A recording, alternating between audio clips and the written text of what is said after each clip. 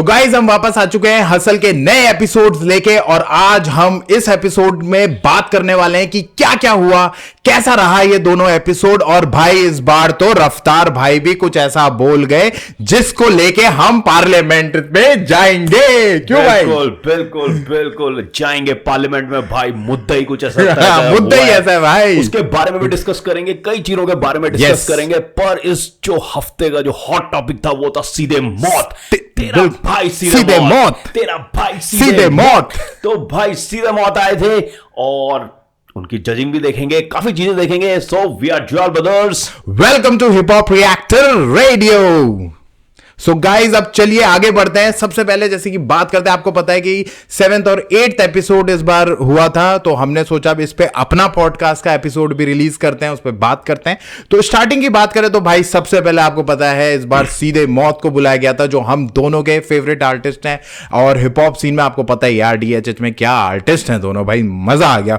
और जैसा नाम है भाई वैसा ही कुछ काम करा है, आते ही साथ ट्रैक के साथ वाइब करा है। दोनों ने अपनी अपनी परफॉर्मेंस दी और कहीं ना कहीं लॉन्डो को समझा दे बेटे ये रैप शो है, रैप करके दिखाओ। बिल्कुल बिल्कुल बिल्कुल भाई, अच्छी परफॉर्मेंस थी। और सीधे मौत पिछले सीजन में भी आए थे, उससे पिछले सीजन में भी आए थे।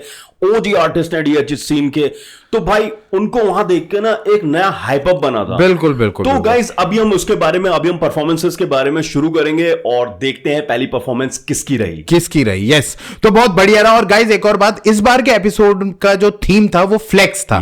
फ्लेक्स जो आपको पता है रैप का सबसे इंपॉर्टेंट तो नहीं, पर हाँ वन ऑफ द टॉपिक्स, जो मेजर टॉपिक्स, इंपॉर्टेंट मेजर जो टॉपिक्स रहते हैं, क्योंकि फ्लेक्सिंग आपको पता है रैप में कितनी ज्यादा इंपॉर्टेंट रही गई है और इंपॉर्टेंट रही है, और सबसे ज्यादा आपको फ्लेक्स करते हुए रैपर्स दिखते हैं, राइट। तो गाइस इस बार जो पहले कंटेस्टेंट आए वो आए नाम सूजल फ्रॉम EPR रेबल्स और उनके ट्रैक का नाम था विषय खत्म। तो भाई क्या लगता है नाम सूजल ने दोबारा से विषय कर दिया खत्म?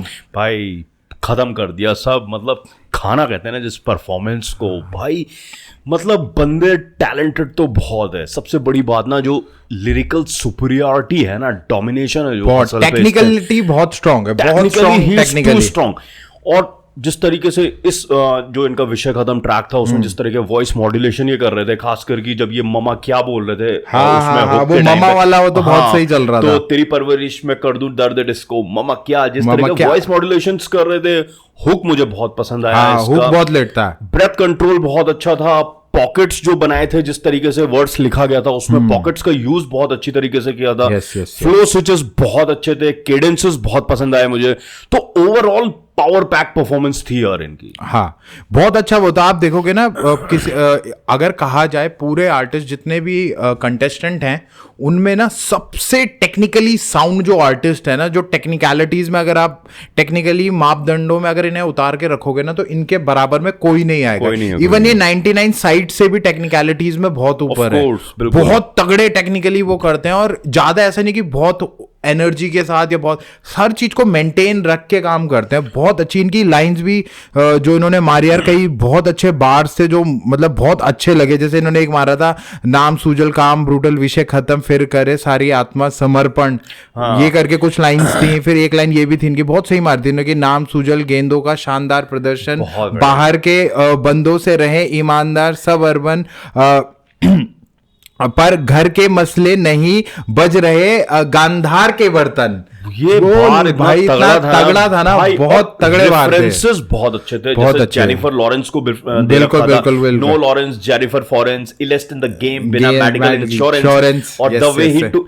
सबसे बड़ी बात है ना कि पॉज बहुत जरूरी होता है आपके रैप में। आप कितने पॉज तो लेते हैं सब, पर आप किस टाइमिंग पे, किस बीट पे, कहां पर पॉज ले रहे हो, वो बहुत जरूरी होता है। तो जिस तरीके से उन्होंने पॉज लिए थे, खास करके एक जगह पे बीट ड्रॉप डाउन हुई थी, उसके बाद हल्के से फिर एकदम से उठाया था, बहुत बढ़िया था। बढ़िया वो अरे वो भाई वो जो लेता है वो बहुत सही लेता है, बहुत सही। इवन इनका कोस्ट कॉन्ट्रा का भी, रैपर का भी रेफरेंस दे रखा था, बहुत अच्छे रेफरेंस थे। और इनकी ये वाली लाइन मुझे बहुत सही लगी थी, तेरा पूरा गैंग करे टैप आउट पर ये लोकसभा नहीं मामा।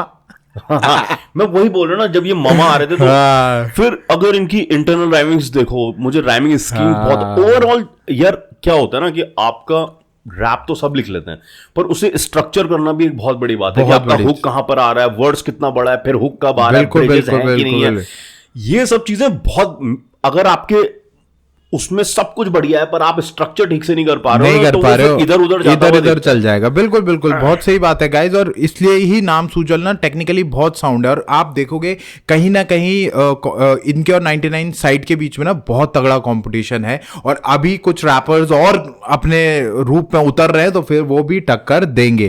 तो बहुत बढ़िया खेला है गाइज, अभी तक का जो काम खेला गया है, खेला बहुत अच्छा है। पर जैसा अभी हम बात ही कर रहे थे इसकी शूट से पहले कि थोड़ा सा ना अब कुछ नया लाने की जरूरत है। 3-4 परफॉर्मेंसेस हम देख चुके हैं। हाँ, अच्छा इंटरनल रैमिंग्स, मतलब टेक्निकली हर चीज बहुत अच्छी है, पर कुछ एक शॉकिंग फैक्टर देने की जरूरत है। जैसे पिछली उसमें 99 साइड ने गोंदल के साथ दिया, वो एक शॉकिंग फैक्टर था कि क्या दिया है भाई, पूरा मैसेकर कर दिया था।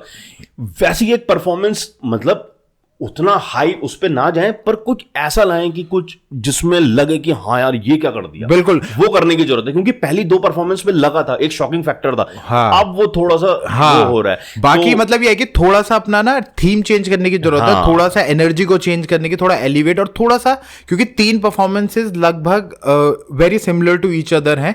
पर मैं ये नहीं कह रहा हूं कि, या हम ये नहीं कह रहे हैं कि टेक्निकली हर चीज में बहुत तगड़े हैं, हर चीज बहुत, मतलब हम किसी चीज में कुछ निकाल ही नहीं सकते, पर आप कंपटीशन में हो तो आपको वेरिएशंस दिखाने पड़ेंगे, राइट। और तो इस चीज का बस एक वो है। और इसमें भी आप देखो एक वाली लाइन भी भाई बहुत सही थी, तेरे परवरिश के करो दर्द डिस्को मामा क्या, वही मैंने शुरुआत में जैसे बोला कि मामा क्या, सही थी वो भी, बहुत सही थी वो, बहुत बढ़िया था यार, मजा आ गया सच में मजा आ गया। ये तो थे हमारे नाम सूजल, और इसके बाद आए लश्करी रागा रेंजर्स से करी वर्ड्स लेके। yes. तो भाई ये करी का रायता फैला कर इन्होंने रायता किया कि एक अच्छी करी ये परोस पाए हमारे जजेस को। भाई मेरे को लगता है करी तो अच्छी परोसी है इन्होंने, ऐसी बात नहीं, क्योंकि एनकोर भी इंप्रेस थे इनसे, और ये भी कहा गया भाई राइमिंग स्कीम बहुत अच्छी थी। और सबसे बात क्या है कि जो जिस तरह से ये अपने रेफरेंसेस, अपने पंचेस को लैंड कराते हैं ना, बहुत सही 4 सिलेबल राइम्स इन्होंने यूज करा हुआ था, 14 बार यूज करिए इन्होंने 4 सिलेबल राइम्स, वो थे। इवन एनकोर ने भी ये चीज कही थी कि आपकी बहुत कंडेंस थी, तो सांस लेने की कई जगह पे वो हो नहीं रहा था। हाँ, तो बहुत कंडेंस्ड, वो बहुत कंडेंस उसमें था, पर इन्होंने तब भी 4 सिलेबल 14 जगह इन्होंने यूज करी हुई थी। और कहीं ना कहीं रफ्तार का एक रेफरेंस था कि यार तू ना थोड़ा जोर लगा रहा था आज अपनी वॉइस में, मतलब जो लश्करी वॉइस है उसमें नहीं था, ओरिजिनल वॉइस में। हाँ, मतलब you were just trying to opt some other voice, या फिर वॉइस मॉड्यूलेट करके थोड़ा अलग करने की कोशिश कर रहा था, वो नहीं करे। हाँ, ओवरऑल अगर लश्करी का देखा जाए तो लश्करी की जो परफॉर्मेंस थी वो मुझे अच्छी लगी, इट वाज गुड, बट लश्करी हैव टू गो या नीड टू गो अप इस गेम। अगर कंपटीशन में आगे बने रहना है ब्रो, पिछले 3 परफॉर्मेंस, मतलब अगर जीतना है गाइस, हर कोई जीतने के लिए आ रहा है, टॉप 3 में अगर आपको रहना है। फॉर एग्जांपल अगर हम धार्मिक की बात करें, धार्मिक की आप पिछली 4 परफॉर्मेंस या 3 परफॉर्मेंस उठा के देख लीजिए, वो हर ट्रैक में कुछ नया कुछ अलग कर रहा है, वो हर बार वो बेसिक ही रहे हैं, पर अलग कर रहे हैं, बिल्कुल अलग कर रहे हैं। तो वो ना एक शॉकिंग फैक्टर देखने को मिल रहा है वहां पर। चाहे आप विचार को ले लीजिए, विचार बिल्कुल अलग, 3-4 परफॉर्मेंस उनकी बिल्कुल अलग रही है। सही बात है, सही ये लश्करी को थोड़ा देखना पड़ेगा अपने उसके साथ। यस, और गाइज आप देखिए बहुत सही रहा। और गाइज इससे पहले जो नाम सूजल के थे उनको अपना वो भी मिला, रेडियो हिट भी मिला था, और टॉप 30 स्कोर उनका रहा। यहाँ पे लश्करी जो है तीनों ने ही 10-10-10 दिया, पर रेडियो हिट इन्हें नहीं मिला। और वो उसका कारण यही था कि कहीं ना कहीं कुछ चीजें अभी बाकी हैं, उन चीजों को बेटर करना जरूरी है, थोड़ा सा और अपने आप को मैच्योर दिखाना पड़ेगा उन्हें। और एक चीज और कहना चाहूंगा लश्करी के बारे में कि लश्करी का ना एक तो वर्ड प्ले और दूसरा रेफरेंस, खास करके जहां पर इन्होंने ये बोला कि मेरा काम है दर्दों को भुलाना, मेरा नाम है मर्दों में पुराना, आयुष्मान बोली माँ मुझे खुराना, आयुष्मान माँ मुझे बोली खुराना। हाँ, आयुष्मान आशीर्वाद, आयुष्मान मतलब आशीर्वाद, और आयुष्मान खुराना को भी रेफर कर दिया। तो क्या वर्ड प्ले किया है, बहुत अच्छा वर्ड प्ले। हम कह रहे हैं कि he is good, but he need to pull up his socks, और उतना अच्छा और होना पड़ेगा, और करना पड़ेगा। टैलेंट बहुत है, वर्सेटैलिटी थोड़ा और लानी पड़ेगी, मतलब टॉपिक्स को थोड़ा और वेरिएट करना पड़ेगा। और ये बात तो हम लास्ट एपिसोड्स में भी कह चुके हैं कि रेफरेंसेस में ये बिल्कुल वैसे जैसे पिछले साल केडन थे बिल्कुल मतलब आधार कार्ड जैसा रेफरेंस हो गया, आपका आयुष्मान खुराना जैसा रेफरेंस हो गया, कॉमन रेफरेंसेस हैं। पर जिस तरीके से कनेक्ट किया आयुष्मान को माँ के साथ और फिर खुराना से,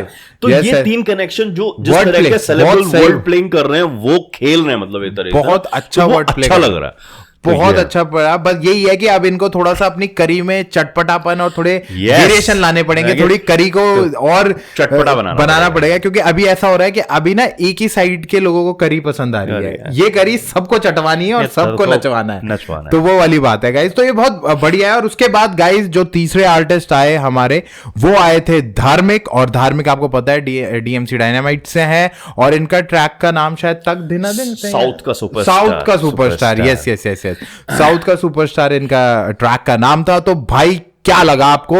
धार्मिक भाई अपने नाम के हिसाब से चल रहे हैं या नाम से कुछ अलग ही जा रहे हैं? Bro he is the shocking factor in, वो शॉक तो दे रहे हैं, असल में जो एक शॉकिंग फैक्टर चाहिए ना, वो धार्मिक लेके आ रहे हैं अपनी हर परफॉर्मेंस में। एग्जैक्टली ये परफॉर्मेंस देख लो, साउथ इंडियन स्टाइल वाइब थी इसकी, ठीक है, जैसे मूवीज में तुम्हारे होते हैं उनके। ट्रैक की जो स्टार्ट हुई वो तुम्हारी ट्रम्पेट के साथ होती है, फिर फुल साउथ इंडियन वाइब में जाता है, ढोल ताशे बज रहे हैं पीछे, बैकग्राउंड वाइब बहुत हुक बहुत बढ़िया था, जिसमें ये को रेफरेंस दे रहे हैं, हसल कोडू विसल पोडू वणक्कम थलाइवा। बिल्कुल। तो मैं ये चीज कहना चाह रहा हूं कि एक तो जिस बीट पे ये गाना बना था वो हम नॉर्मल साउथ इंडियन मूवीज में उन ट्रैक्स को सुनते हैं, 6-8 बीट्स बोलते हैं। तो 6-8 बीट्स गाइस नॉर्मल बीट्स होती हैं, बहुत फास्ट होती हैं, डिचिक डिचिक डिचिक डिचिक वाली जो आप बीट सुनते होंगे ना, जो जैसे आरआरआर का नाटू नाटू, खासकर साउथ इंडियन मूवीज में जितने फास्ट ट्रैक्स होते हैं ना, जिनमें ये एक्टर बड़ी तेजी से डांस करते हुए दिखते हैं, ये ज्यादातर 6-8 बीट्स डिजाइन एग्जैक्टली। और इनका ना गाइस सबसे अच्छी बात क्या, देखो जो बीट थी ना प्रॉपरली, एक तो साउथ वाइब ये लेके आ रखे थे, दूसरी बात जो सबसे खतरनाक बात जो मुझे लगी, भाई कौन कहता है कि कमर्शियल ट्रैक्स में आप स्ट्रॉन्ग बार्स अच्छी लाइंस मैटर नहीं भर सकते? भाई ये देखो ना, ऐसे बनते हैं commercial track. Totally agree with you bro. ये होते हैं यार कमर्शियल ट्रैक, जिनमें आप मतलब अपना पूरा हर एक चीज, मजा है, मस्ती है, लोग नाचे सारे यार, मॉशपिट हो गया था, मॉशपिट हुआ पूरा। और रेफरेंसेस देखो ना, मिर्जा को रेफरेंसेस दे रखा है, थलाइवा को दे रखा है, Rajinikanth, Yogi B, Machas with attitude, water bottle, वी हिप हॉप क्लासिकल, ये जो लास्ट के मैंने नाम गिनाए, ये सारे सेनेलीज तमिलनाडु के रैपर्स, सेनेलीज जिन्होंने स्टार्ट, जब इंडिया में रैपिंग स्टार्ट हुई थी, तो Sinhalese are these are the people who have started rapping. Sri Lanka जब उन्हें वहां से भगाया गया था, तो वो तमिलनाडु आके उनके अपना रिवॉल्यूशन में उन्होंने हिप हॉप शुरू किया था वहां पर, श्रीलंका सेनेलीज के खिलाफ। तो मतलब इतने रेफरेंस देना, इतने रेफरेंस दिए भाई ने यार, और बहुत सही रेफरेंसेस दिए। आप जरूरी नहीं है कि आपका जो कमर्शियल ट्रैक हो वो डम डाउन किया जाए।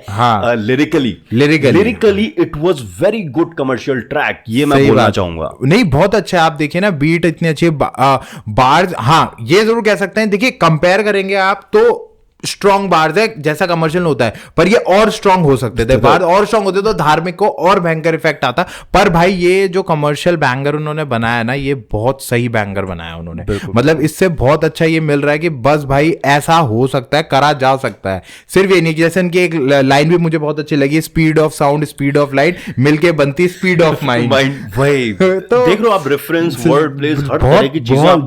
तो ओवरऑल इलेक्ट्रीफाइंग परफॉर्मेंस थी मेरे लिए, बिल्कुल टोटली एंजॉयड दैट परफॉर्मेंस। मतलब 3 मिनट का जो मतलब वाइब थी ना इस गाने में, बिल्कुल। मुझे रफ्तार की भी वो बात याद आई कि रफ्तार ने कहा कि ब्रो ऐसा लग रहा था जैसे साउथ इंडियन ट्रैक ही सुन रहा हूँ हिंदी में। और उन्होंने कहा भी कि फिर साउथ इंडियन मूवीज की जो हिंदी लिरिक्स के जो वो डबिंग होती है बड़ी खराब होती है, म्यूजिक तो बड़ी खराब होती है, इनसे करवानी चाहिए। तो and I totally agree with that कि बहुत अच्छा परफॉर्म करा गाइस उन्होंने ना, बहुत ही बढ़िया परफॉर्म करा और बहुत मजा आया, इसीलिए उन्हें रेडियो हेड भी मिला। और तीनों जजेस ने इन्हें 10 स्क्वाड बॉसेस ने इन्हें 10 दिए, रागा, डीनो, ईपीआर, तीनों ने। तो भाई बहुत बढ़िया। ये तो थे हमारे तिलकधारी धार्मिक, और इसके बाद आए हमारे अजितेश भाटी अपने ट्रैक के साथ UP16। यस, तो भाई Ajitesh Bhati was a shocker for me, what do you think about that? Yes भाई, अजितेश भाटी ने तो इस बार वो बदमौस जो करा ना, वो बदमौस ने मतलब कर दिया। मतलब गाइस हम कुछ दिन पहले ना उनके एक ट्रैक सुन रहे थे जिसमें वो प्रॉपर रैप कर रहे थे। yes. तो हम लोग बात ही कर रहे थे कि भाई ये अजितेश भाटी ये क्यों नहीं कर रहे हैं, मतलब ये बिल्कुल गाने ही क्यों गा रहे हैं। तो भाई पर इस बार सबसे अच्छी बात लगी कि फाइनली लॉन्डे ने रैप करा यार, ब्रो रैप करा है ना? और ही turn the table on everybody yes 360 degree turn, हालात बदल दिए, जज्बात बदल दिए। बिल्कुल बिल्कुल। पिछली बार थोड़ा हम क्रिटिकल भी हो रहे थे उनको लेके कि भाई तुम आप रैप कम कर रहे हो, सिंगिंग ज्यादा कर रहे हो, but this time it was a balanced performance. Rap का वर्ड ज्यादा था और हुक मतलब जितना वो मेलोडी गाते हैं उस तरीके का था। नहीं, काफी इस बार अच्छा था। और इस बार उन्होंने देखो एक चीज और रखी ना, सबसे बड़ी बात गाइज ये थी कि उनका ना जो कमी आ रही थी वो यही आ रही थी कि यार वो गाने गा रहे थे और बेसिकली वो वर्ड्स ऐड नहीं। आप इसे मेलोडी रैप तभी कह पाओगे ना जब आपका वर्ड्स भी होगा, उसमें होगा भी तो थोड़ा सा होगा, वो मजा नहीं आ पा रहा था। पर इस बार जो हुक इस बार उनका क्रेजी था, जैसे हर बार रहता ही था, पर इस बार थोड़ा वो हिप हॉप टाइम ट्रैक था तो मजा और ज्यादा आ रहा था। और इस बार जो ब्लेंड भी था ना वो थोड़ा इक्वल लग रहा था, इक्वल लग रहा था। और गैंगस्टर स्टाइल रैप किया उन्होंने और फ्लेक्स किया अपना हुड को, हर चीज उसमें थी। सब बढ़िया था। और मुझे एक चीज बहुत अच्छी लगी कि वर्ड से मेलोडी कोरस में जिस तरीके से स्विच कर रहे थे एकदम से, बिल्कुल वो बहुत अच्छा लगा मुझे। बहुत अच्छा गया है, क्योंकि कहीं ना कहीं देखो फिर उसके बाद जब उन्होंने ही बोला एंड सारे लोगों ने इवन एनकोर और इन लोगों ने भी थोड़ा अप्रिशिएट करा, क्योंकि उन्हें भी पता था भाई नोएडा का लौंडा है और हम भी दिल्ली के, कहीं कुछ होना जाए। बिल्कुल, वो बोल भी रहे थे कि भाई ऐसा लग रहा था कि घर पे ही बैठा हूं अपने, भाई बहुत बढ़िया परफॉर्मेंस। वही तो जो हुक था मेरे ख्याल से अभी तक का इन्होंने बेस्ट हुक लिखा, ठीक है। ड्रिल बीट इन्होंने बढ़िया करके यूज करी हुई थी और एक ना अच्छा इनका जो फ्लेक्स था ना वो अपना एक ऑनेस्टी को फ्लेक्स कर रहे थे, अपनी चीजों को फ्लेक्स कर रहे थे, मेलोडी भाई। पर इसमें ना मुझे डीएमसी की जजिंग बहुत अच्छी लगी, क्योंकि डीएमसी ने साफ कहा यार कि वर्सेस में क्लैरिटी थोड़ा कम थी और रैप में थोड़ा कन्विक्शन कम आ रहा था, मतलब वो उस तरह का नहीं हो रहा था और ऐसा लग रहा था कि जैसे एफर्ट लगा रहे। और I totally agree with her, I totally agree with her. बिल्कुल उसने उन्होंने मतलब मुझे ये लगा ना कि कहीं ना कहीं यार डीएमसी चीजों को देख रही है बहुत अच्छे से, और जहां पे उसे लग रहा है कि ऐसा है तो वो बह नहीं रही है, ये बात बिल्कुल सही है। और वो कहीं ना कहीं उस चीज को बोल रही है और मैं एग्री भी करता हूं। मैं एग्री भी बिल्कुल तेरी बात से बिल्कुल एग्री करता हूं। परफॉर्मेंस बहुत लेट थी, मॉशपिट हो रहा था, सब कुछ बढ़िया हो रहा था। पर और यहां पर हमें देखा कि Ajitesh Bhati can do good rap. वो क्लैरिटी की एक मसला है और आगे वो उसे सुधार भी लेंगे क्योंकि जजेस ने कहा है तो उसे काम करेंगे। पर जिस तरीके से हुक लिखा गया, जिस तरीके से स्ट्रक्चर किया गया, सब कुछ बढ़िया था। बार्स और अच्छे हो सकते हैं क्योंकि अभी कंपटीशन बढ़ने वाला है। मुझे लगता है उन्हें बार्स पे और काम करना चाहिए। बिल्कुल अभी राइमिंग स्कीम्स को और कॉम्प्लेक्स करना चाहिए। तो it was a fully fledged जैसा बोलते हैं ना commercial track yes. And guys, why we are saying this कि like these people have to pull up their socks or they need to increase their game और उसको बढ़ाने की जरूरत हम इसलिए बोल रहे हैं क्योंकि this is a competition। अगर आप competition से हटके सुनोगे तो आपको हर गाने में मजा आएगा। guys, हमें भी आ रहा है, पर when you come onto a stage which is a stage which is meant for a competition, right? तो वहां पे आपको कहीं ना कहीं अपने वेरिएशंस, अपने में इंप्रूवमेंट दिखाने पड़ेंगे। अब अगर इंप्रूवमेंट नहीं दिखाएंगे तो आने वाले हफ्तों में bro cut to cut neck बाहर होते जाएंगे, neck to neck cut throat होने वाला है कंपटीशन। मतलब आपको ना बख्शा नहीं जाएगा छोटी छोटी चीजों पे। बिल्कुल। तो अभी जो चीजें अभी छोड़ दी जा रही है ना, इस हफ्ते भी कई चीजें छोड़ दी गई, वो आगे वाले हफ्तों में ना उनको बिल्कुल टॉलरेट नहीं किया जाएगा क्योंकि कट थ्रोट कंपटीशन होने वाले आगे। बिल्कुल ये कट थ्रोट कंपटीशन है और कहीं ना कहीं फिर बहुत ही खेल खतरनाक होने वाला है। तो इसीलिए गाइज अब अगली जो परफॉर्मर आई थी गाइज वो आई फो। इनके ट्रैक का नाम था लॉन्डे क्रेजी और ये डीएमसी डायनामाइट्स की टीम से हैं। तो भाई इस बार आपको क्या लगता है कि फो ने ओ फो करा है या ओ फो ही है ब्रो? जीत लिया जिस तरह का R&B जैज का ब्लेंड लेके आई थी। बिल्कुल मतलब यार हिप हॉप ऐसे करो यार, क्या इंटरनेशनल स्वाव और पॉश जो वॉइस है ना इनकी, सूदिंग वॉइस, मजा आ गया। और उस सूदिंग वॉइस में जिस तरह की बातें कह रही थी, गैंगस्टर स्टाइल की, लौंडे होते हाय और लॉन्डो को नाले मतलब नहर में काट के फेंका गया। तो एक फ्लैक्स एक अच्छा लगा मुझे फो का। थोड़ा सा कहना चाहूंगा bro, for man you need to work on your breath.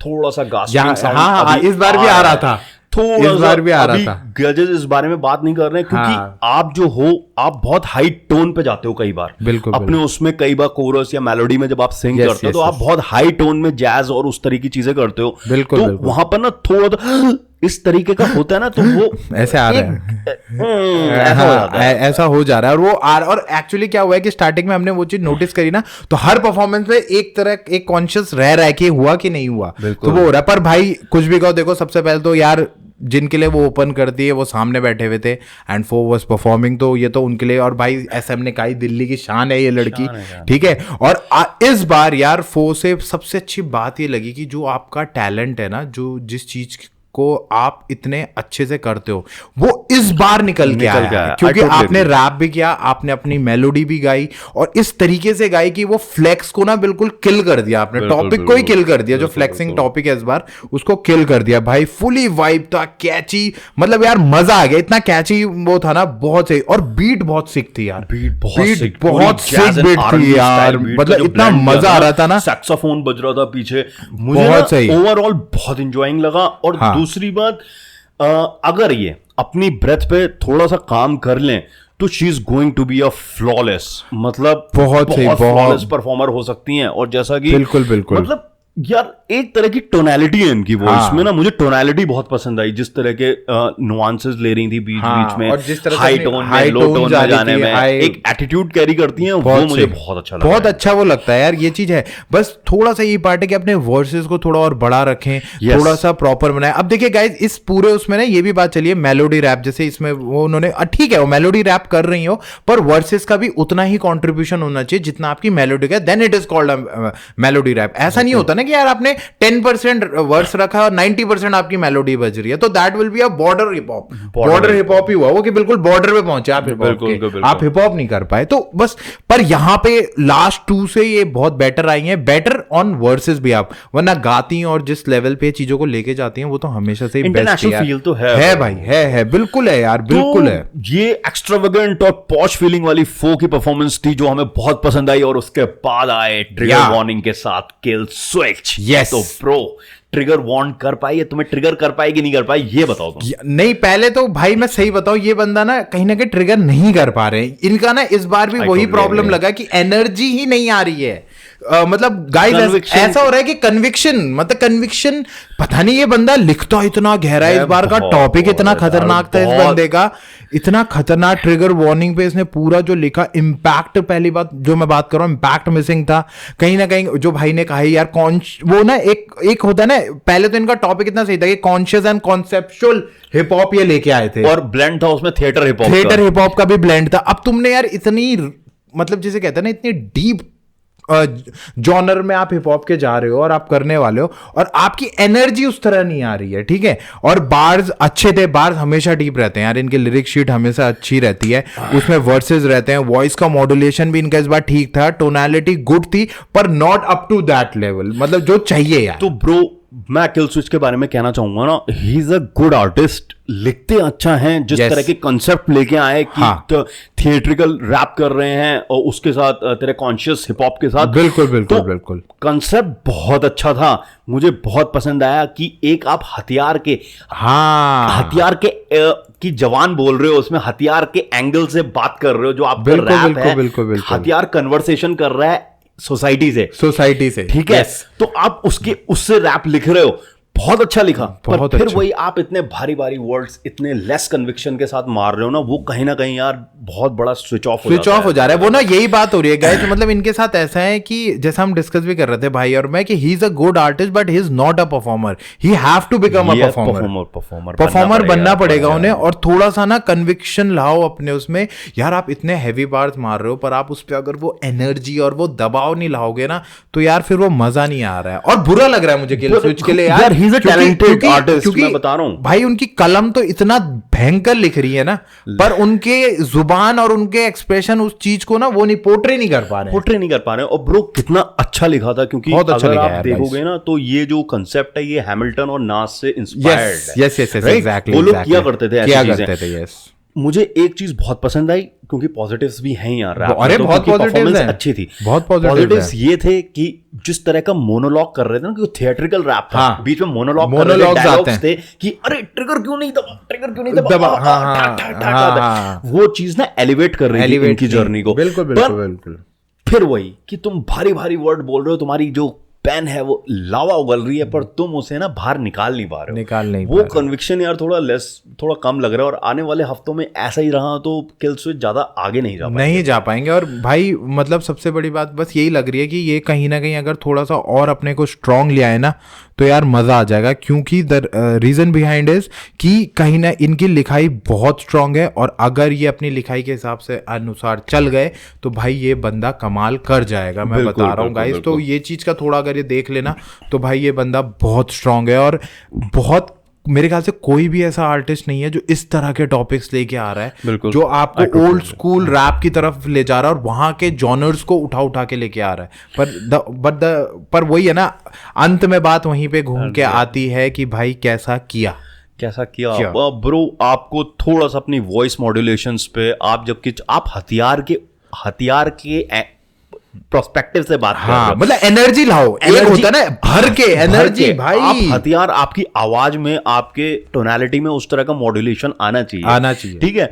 और थोड़ा सा मुझे स्ट्रक्चर में भी लगा कि भाई अगर ये हथियार की स्टोरी जो है 3 अलग अलग साइड से बोली जाती, कि एक बार जब सिटीजन के हाथ में, पॉलिटिशियन के हाथ में, और जब गैंगस्टर के हाथ में, अगर इस तरह का स्टोरी बिल्डअप किया जाता ना, लाइक हाउ इट्स वर्किंग ना, जब हाथ बदल रहे हैं तो कैसे चीजें बदल जा रही हैं, सोसाइटी पे क्या फर्क पड़ रहा है। यस इस चीज का कुछ होता ना ब्रो तो और भी ज्यादा ये निखर के आता। पर वही है मेन प्रॉब्लम, ओवरऑल बहुत अच्छा था, पर मेन प्रॉब्लम कन्विक्शन और थोड़ा बहुत परफॉर्मिंग स्टाइल की मेन जो हो रहा है ना, पता है ओवरऑल ना इम्पैक्ट नहीं आ पा रहा है। वो इम्पैक्ट आ जाएगा ना भाई तो सब आ जाएगा। बाकी ये बंदे में मैं बता रहा हूं भाई नेगेटिव्स कम है, पॉजिटिव ज्यादा है बंदे में, पर प्रॉब्लम क्या है सबसे बड़ी बात कि वही इम्पैक्ट नहीं आ पा रहा है, एनर्जी नहीं आ पा रही है। पढ़े हुए हैं, मतलब उन्होंने ये चीज पढ़े लिखे रैपर है, हिप हॉप की यूनिवर्सिटी में जाके वहां स्टडी पढ़ के आए, इतनी चीजें पता है उन्हें, पता है। यस, मुझे लगता है थोड़ा अगर अपने परफॉर्मेंस में थोड़ा एलिवेट करेंगे ना तो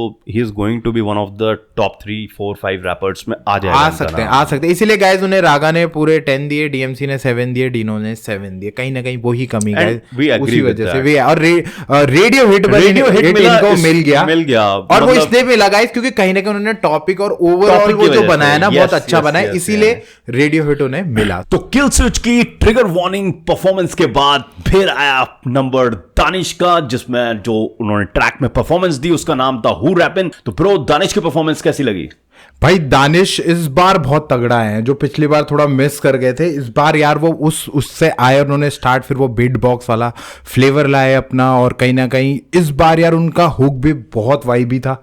वॉइस मॉड्यूलेशन यार उन्होंने जिस तरह करी हुई थी बहुत ही तगड़ी थी, चेंजेस थे फ्लो में, और एक हल्का सा बीच में चॉपर, लाइट सा चॉपर भी उन्होंने दिखाया था। और भाई इस बार मतलब मुझे लगता है इस बार उन्होंने ये प्रूव करा कि भाई he is in the game from a very long time. ये चीज ना प्रूव करी, जैसे कि उनके आप देखोगे उन्होंने बोहेमिया को शाउट आउट दिया, उन्होंने रकीम को शाउट आउट दिया, उन्होंने डीजे प्रीमियर को भी शाउट आउट दे रखा था। तो मतलब यार वो बहुत अच्छा वो करा उन्होंने। और सबसे बड़ी बात जो मुझे लगी ना कि यार आप जब इतना एक्सपीरियंस लेके आते हो, और लास्ट परफॉर्मेंस में जो हुआ था और इस बार जो आपने अपना दिखाया कि यार ये हमने मतलब मैं आ गया हूं अब वापस, तो उस लेवल को लेके आए तो बहुत मजा आया। भाई आपको क्या लगा? तो यार जैसे तू बोल ही रहा है, रेफरेंसेस थे तेरे फरहान अख्तर, जावेद अख्तर, ठीक है, सारे अख्तर्स को उसने रेफरेंसेस दे रखे थे। अंडरटेकर का रेफरेंस था एक जगह पे, नासिर को दे रखा था। तो ओवरऑल परफॉर्मेंस अच्छी थी। जिस तरह के हरफन मौला एक मेलो टाइप के रैपर्स होते हैं ना, बिल्कुल उस तरह का उनका अगर आप पहनावा भी देखोगे, कैप लगा के आते हैं गोल वाली, वो बहुत अच्छा था। पिछली बार ठीक है ह्यूमन एरर होता है, पिछली बार थोड़ा सा उनसे फंबल हुआ वहां पर, बट इस बार उनकी परफॉर्मेंस में वो चीज दिखी। मतलब एक तरीके का बीट बॉक्सिंग से जैसे उन्होंने स्टार्ट किया, बीट बॉक्सिंग स्टार्ट की गई, और फिर जैसा एकदम से ट्रैप बीट आई, ट्रैप बीट बहुत सही, मतलब शॉकिंग वो था कि एकदम से, मतलब क्योंकि आप बीट बॉक्सिंग तो मुंह से कर रहे हो ना, फिर पीछे से इलेक्ट्रॉनिक म्यूजिक, पीछे से वो होगा। यस, वो बहुत सही था। मतलब इस ट्रैक में वो मुझे बहुत अच्छा लगा, बहुत अच्छे। और आप ये सोचो ना कहीं स्टार्ट उन्होंने बीट बॉक्सिंग से करा, फिर वो सीधे ट्रैप बीट पे चले गए, और वो चीज बहुत अच्छी आई। इवन मतलब उन्होंने कहीं ना कहीं सॉन्ग रेफरेंसेस बहुत अच्छे, क्लासिक जो बाय रकीम नास और KR Rest 1 क्या है, उसका भी बहुत अच्छा रेफरेंस दिया है गाइस, बहुत अच्छा रेफरेंस दे दिया है। पर कहीं ना कहीं थोड़ी सी कमी लगी स्क्वाड बॉसेस को, इस वजह से तीनों ने ही 9-9-9 दे रखे हैं, 9 नंबर दे रखे हैं, तो हो सकता है उन्हें लगा हो, पर मेरे हिसाब से तो वाइबी परफॉर्मेंस, हाँ काफी अच्छी परफॉर्मेंस थी, अच्छा परफॉर्म कर रहा हूँ, स्विचेस अच्छा कर रहे थे फ्रॉम अपने उसमें केडेंसेस मुझे पसंद आए, जिस तरह के फ्लो चल रहा था उनका, एक मतलब यार बाकी आर्टिस्ट जो कर रहे हैं ना उससे अगर तुम उन्हें देखोगे ना, एक अलग तरह की वाइब है यार, बंदे की अलग है, अपना कुछ अलग लेके आए आप। और गाइस ये इस बार फ्लेक्स भी यूनिकनेस पे कर रहे हैं, इनका फ्लेक्स ही यूनिकनेस था कि मतलब कितना यूनिक ये हो सकते हैं। तो भाई बहुत ही बढ़िया सूदिंग परफॉर्मेंस थी, अच्छी परफॉर्मेंस थी। पर हाँ अभी भी ये अपना एक टॉप गेम लाना इन्हें बाकी है गाइस, ये लेके आएंगे, और जब भी आएंगे, क्योंकि जिस तरह इन्होंने अपनी फर्स्ट एपिसोड में परफॉर्मेंस देके वो मुग्ध कर दिया था ना सबको, बिल्कुल ही वैसा करने की अभी और थोड़ी सी जरूरत है। जैसा DMC ने कहा कि इन्होंने स्टार्ट बीट बॉक्सिंग से करा, एंड स्क्रैचिंग से करा, अगर बीच में भी कहीं पर ये वेरिएशन से तो ये एलिवेट हो जाती है परफॉर्मेंस, हो जाती है मामला, मतलब हो जाता है ये performance one of the finest performance of 7th and 8th episode बन जाता तो वही है बीच में। अब हो सकता है आगे करें, और जो उन्होंने कहा भी कि I will try in my next performance, पर ओवरऑल परफॉर्मेंस वाज गुड। नहीं सही में ये चीज इनकी काफी वो रही है, और अगर आगे कर देंगे तो बहुत बढ़िया मजा आ जाएगा गाइस। तो गाइस उसके बाद हमारे जो 8 परफॉर्मर आए वो आए हमारे सेंस, और गाइस ये आपको जैसे कि पता है DMC डायनामाइट से हैं। और भाई आपको क्या लगा इस बार, डज सेंस मेक सेंस और नॉट? यार ब्रो सेंस का पता नहीं परफॉर्मेंस वैसा निकल के आ नहीं पा रहा है। हाँ ठीक है, मैं EPR से बिल्कुल भी वो नहीं करता हूँ EPR को कि वो रैम करते रहते हैं। हाँ। पर मेरे हिसाब से रैमिंग इज नॉट दैट उसके गेम में। पर ना कई तरह की उस तरह की जिस तरह की परफॉर्मेंस निकल के आ रही है बाकी आर्टिस्ट से, तुम OG हो यार इस गेम के, तुम्हारी वैसी परफॉर्मेंस निकल के नहीं आ रही है। yes. अब जैसे अगर इस ट्रैक की बात करें तो सेकंड वर्ड्स में थोड़ा सा उनका ब्रेथ का प्रॉब्लम लगा मुझे, थोड़ा ब्रेथ आउट ऑफ कंट्रोल हो रहा था। फिर पॉकेट्स बहुत ज्यादा कंडेंस थे, मतलब उसमें उसी वजह से ब्रेथ गई ना, क्योंकि पॉकेट्स ही नहीं है ना, बहुत ज्यादा बहुत बड़ा वर्ड्स लिख दिया था, पॉकेट इतने कंडेंस थे कि उस तरह। तो आपको ना जब आपको पता है तो आप लिखो इस तरीके से जो आप परफॉर्म कर पाओ। बिल्कुल आप इतना वैसा लिख दे रहे हो कंडेंस, और आप फिर उसके बाद आउट ऑफ ब्रेथ हो रहे हो, वो थोड़ा सा प्रॉब्लमेटिक हो जा रहा है गाइस, प्रॉब्लमेटिक। और जिस तरह की परफॉर्मेंस सुजल दे रहे हैं, 99 साइड दे रहे हैं, विचार दे रहे हैं ना, उस लेवल पे मुझे सेंस थोड़ा सा कमतर नजर आ रहे हैं, कम आ रहे हैं। और इस तरह से ही रहा तो आगे यार, क्योंकि अभी 2 बार वो उसमें जा चुके हैं, पिछले उसमें वो तो दिवाली की वजह से बच गए थे, इस बार वो डेविल द राइमर, कोई सही ढंग का बंदा पड़ गया ना बैटल वर्ड्स में तो सेंस को खा जाएगा। अभी उस तरह की परफॉर्मेंस निकल के नहीं आ रही है, नहीं आ रही है, ये बात सही है बिल्कुल। निकल के थोड़ा नहीं आ रही है, इनको थोड़ा सा अपना गेम अप करना पड़ेगा सेंस को यार, क्योंकि ये कंपटीशन है, और जिस इमेज के साथ आप आते हैं उस इमेज को आपको कहीं ना कहीं प्रूफ करना पड़ेगा, और वो अभी तक प्रूफ गाइज नहीं हो पा रहा है। और जो कि क्योंकि सेंस का करने का तरीका, रैपिंग स्टाइल पर्सनली मुझे बहुत पसंद है, भाई को भी बहुत पसंद है, हमें मजा आता है उनके तरीके से करें, पर कहीं ना कहीं पर अभी तक आप वो इम्पैक्ट नहीं डाल पा रहे हो, जो कहीं ना कहीं आपको प्रॉब्लम में आगे डाल सकता है। भाई सही बोल रहे हैं, आगे देयर विल बी कंपटीशन है ब्रो। अगर आपको बाकियों से कंपीट करना है, आपको चलो आप राइम नहीं करा रहे हो, पर आपकी राइमिंग स्कीम्स भी उतनी कॉम्प्लेक्स नहीं दिख रही है ना लिरिक शीट में, क्योंकि इनकी अपलोड हो जाती है अगले दिन में ना। वहां मैं देख रहा था नेट पे, इनकी लिरिक्स सिंपल से बार हैं ब्रो, मतलब बार्स में कोई कॉम्प्लेक्सिटी नहीं है जिस तरह की इस स्टेज पे चाहिए। और फिर कहीं ना कहीं मुझे ये लगता है ना कि एक आर्टिस्ट होना और एक कंपेटिटिव लेवल पे परफॉर्म करना ना, मुझे लगता है बहुत डिफरेंट चीजें हैं यार। आर्टिस्ट तो बहुत अच्छे हैं, पर उस लेवल पे अभी परफॉर्म, पिछली 4-5 परफॉर्मेंस देख के आई वाज थोड़ा सा डिसअपॉइंटमेंट हो रहा है, मतलब सेंस को देख। और गाइज एक इन्होंने टेक्निक एनाफोरा करके अपने उसमें इन्होंने यूज करी, जिसमें इनकी लाइन थी, मेरे काम पे कान नहीं, मेरे काम पे ध्यान दे। तो वो काम वाला जो वो वर्ड उन्होंने यूज करा हुआ है, बहुत एनाफोरिकली यूज करा। तो ये टेक्निक EPR ने पकड़ी थी, और बहुत अच्छे से, मतलब कुछ पॉजिटिव्स हैं ऐसा नहीं है, पर वो ये यार कि आप कंपटीशन में उतरो, तो आप कंपटीशन में यार उस लेवल तक अगर नहीं गए तो भाई फिर कैसे होगा।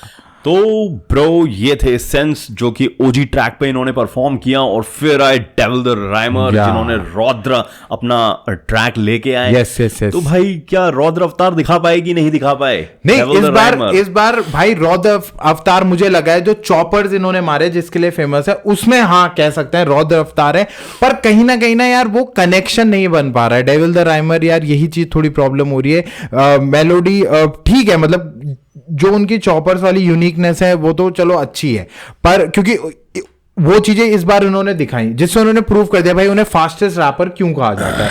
पर ओवरऑल जब गाने के स्ट्रक्चर की हम बात करते हैं ना तो ओवरऑल कहीं ना कहीं कमी दिख रही है, लूप होल्स दिख रहे हैं, वहीं पे कहीं ना कहीं प्रॉब्लम आ रही है कि स्ट्रक्चर ना बड़ा बिखरा हुआ सा नजर आ रहा है। और अगर आप देखो ना, चलो स्टार्टिंग से बात करते हैं, तो पहले जब स्टार्ट होता है ना बैकग्राउंड में तबलों की साउंड आ रही है, क्लासिकल इंडियन वाइब वाला, क्योंकि प्रॉपर इंडियन क्लासिकल बीट का सैंपल था वो, पीछे तबले का सैंपल बज रहा था, क्लासिकल इंडियन वाइब आ रही थी, ठीक है। फिर उसके बाद जो उनका हुक शुरू होता है ना, हुक में अगर तू केडेंसेस देखेगा तो जो वो ता दिन दिन दिन दिन उस तरह के केडेंस पे वो रैप करने की कोशिश कर रहे थे। थोड़ा सा वहां पर पॉकेट्स उन्होंने मिस करी, पर मतलब जो क्लासिकल अगर तू उस रैप को सुनेगा ना ब्रो, तो उसमें ना वो केडेंसेस आ रहे हैं जो तबले के टाइम पे वो करते नहीं ता दिन दिन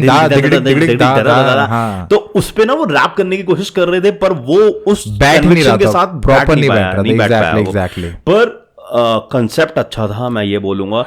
कहीं कहीं पे वो पॉकेट्स को लीव कर रहे थे, he was leaving pockets in between, जो परफॉर्मेंस से डिस्कनेक्ट सा महसूस करवा रही थी।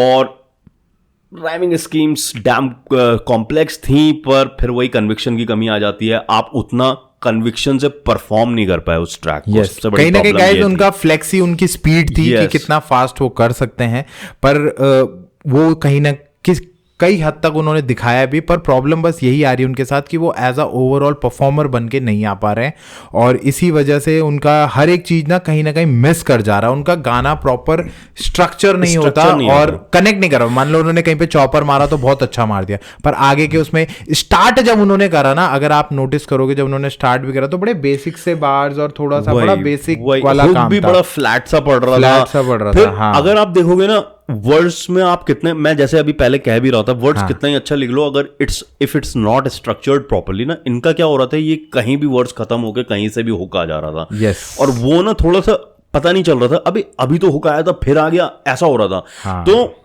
ये चीजें थोड़ा देखने वाली बात है। टैलेंटेड है, नो डाउट टैलेंटेड बहुत है, पर परफॉर्म नहीं कर पाए वो। एग्जैक्टली और देखिए गाइस, कहीं ना कहीं अब आप कितने भी टैलेंटेड हो, पर आपको परफॉर्म तो करना ही पड़ेगा। क्लैरिटी की कमी नजर आई थोड़ा सा। एज अ परफॉर्मर तो आपको उतरना ही पड़ेगा जहां पे भाई आप अपने आप को बता सको, why I am the fastest rapper, why I am called as a fastest rapper, right. Choppers के दौरान भी ना थोड़ा क्लैरिटी की कमी हो रही थी, कहीं पर शब्द क्लियर नहीं आ रहे थे कि मतलब किस तरीके से होना है। तो ये चीजें प्रॉब्लम तो थी यार इनकी परफॉर्मेंस। इसीलिए गाइस उनको फिर डीएमसी ने 7 दिया, डीनो ने भी 7 दिया और ईपीआर ने भी 8 दिया। और कहीं ना कहीं बुरा लगता है यार, क्योंकि बंदे अंदर टैलेंट है, वॉइस वैसी है, वो करते हैं मॉड्यूलेशन, वॉइस की टोनालिटी पे भी बहुत अच्छे से वो इधर उधर करते हैं, पर वो अभी ना बैठ नहीं पा रहे। वो ये चीजें थोड़ी बिखरी हुई हैं गाइस, उनको ना समेट के एक ऑर्डर में लाने की जरूरत है, मुझे ऐसा लगता है। बिल्कुल, वरना वो टैलेंटेड रैपर है, और जो चीजें एक रैपर में होनी चाहिए ना वो है उनके अंदर। बस वो ये उनको अपने आप को थोड़ा सा समेटना है और एक प्रॉपर स्ट्रक्चर में उतरना है, बाकी तो भाई वो बहुत ही अच्छा है। तो गाइज ये तो 7th एपिसोड्स की थी हमारी सारी परफॉर्मेंसेस जो हुई। अब उसके बाद हम 8th एपिसोड की तरफ चलते हैं, जो इसका अगले दिन एपिसोड हुआ। अब ये जो एपिसोड स्टार्ट हुआ गाइज, सबसे पहले तो सीधे मौत आपने देखा होगा कन्वर्सेशन कर रहे थे, बात कर रहे थे, और वो कंटेस्टेंट्स के बारे में बात करे। पर भाई आपने नोटिस करा, उन्होंने उन्हीं कंटेस्टेंट्स के बारे में बात करी जो ज्यादातर ना रैप कर रहे हैं। बिल्कुल, मेरे को ऐसा फील हो रहा था, मुझे यही लगा कि वो उन्हीं के बारे में ज्यादा बात कर रहे थे जो रैप कर रहे हैं, इंस्टेड ऑफ डूइंग जैसे बस एक उन्होंने फो के बारे में भी बात करी, क्योंकि फो उनकी अपनी है वो बाकी लश्करी की बात करी, मैट्रिप की, विचार की, 99 साइड की बात करी, 99 साइड की। तो यार ये चीजें हैं। अब स्टार्टिंग में उनका दिखाया कि जैसे वो उनके बारे में बात कर रहे हैं जैसे होता ही है बहुत सही। और भाई इस बार ना एक चीज मुझे बहुत पसंद आई, वो आपको भी आई होगी, एमसीज ने इस बार बहुत सही काम करा, जो सीधे मौत के गानों को बनाया ना कि भाई एनकोर बन गए वीक कोर, और एक वो काम का उन्होंने बना दिया कि panic, MC panic, MC week core, और भाई तो सीधे मौत एक्चुअली डिपेंडेंट आर्टिस्ट का कर दिया सीधे बहुत डिपेंडेंट आर्टिस्ट है ना वो, डिपेंडेंट आर्टिस्टों की भी। अब पर आप ये देखो ना कितना सही वो लेके आए वो इस बार, गाइस बहुत सही, और रिकॉर्ड भी रखा हुआ गुलामी रिकॉर्ड आजादी रिकॉर्ड का गुलामी रिकॉर्ड कर दिया भाई साहब, बहुत सही था यार। और ट्रैक इतना सही, मतलब बहुत सही करा दोनों एमसीज ने ना, जो कॉमिक टाइमिंग करा ना भाई, इवन इतना अच्छा करा कि सीधे मौत भी यार स्टेज पे चले गए थे वो लोग उनके साथ वाइब करने के, भाई क्या मिमिक कर रहे हैं दोनों। बहुत अच्छा काम था यार, बहुत सही काम करा यार उन्होंने, तो बहुत ही बढ़िया लगा, मजा आया। और अब इसके बाद जो परफॉर्मेंस आई गाइस, इस बार जो पहली परफॉर्मेंस आई वो हमारे ज्ञान चट आ गए, ज्ञान चट ने इस बार परफॉर्म करा है, तो भाई आप बताओ फिर जट साहब इस बार कैसे लगे आपको? यार पिछली परफॉर्मेंसेस से ना मुझे ये performance I enjoyed it thoroughly, मैं तुझे सच बताऊं कोई वो नहीं था इसमें, हुक तो खैर सारी परफॉर्मेंस में बहुत ग्रूवी था, हुक अच्छा था। दूसरी बात इस बार उन्होंने हुक को एक अपने दायरे में रखा, संगोच के, और बाकी अपना जो ध्यान था वो रैप में रखा। मुझे ज्ञान जट का एक टैलेंट बहुत अच्छा लगता है कि ज्ञान जट ना ही switches between the melodies and the rap, melodies and rap इतना सीमलेसली स्विच कर देते हैं कि गाते गाते कब रैप शुरू कर देते हैं और रैप करते करते कब गाने लगते हैं ना, ये पता नहीं चलता। इट्स अ इनॉर्मस टैलेंट, बहुत बड़ी बात है। इतना जल्दी स्विच करने में जो ग्लिचेस आते हैं ना कई बार वो प्रॉब्लमेटिक बहुत अजीब सा लगता है, बहुत अजीब पर he does it very seamlessly, और उसके लिए इनकी तारीफ होनी चाहिए।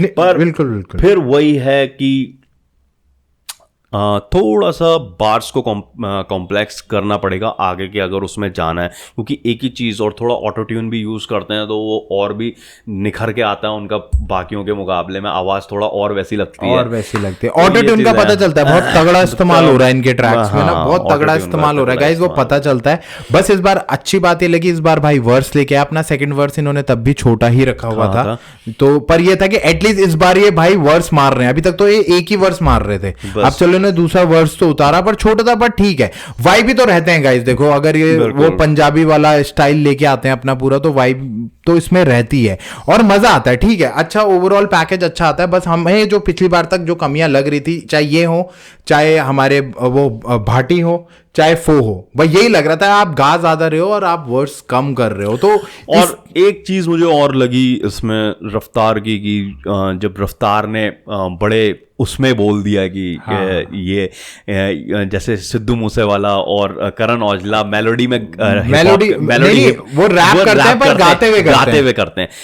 ब्रो ऐसी कोई चीज होती ही नहीं है, होती है पर उसमें डिफरेंस है। तुम ये चीजें नेशनल टीवी पे मत बोलो यार, मतलब ऐसा मत बोलो। करण औजला को हिप हॉप का पार्ट बता रहे हो, करण औजला की पूरी डिस्कोग्राफी उठा के देख लो, करण औजला ने कब हिप हॉप करा है।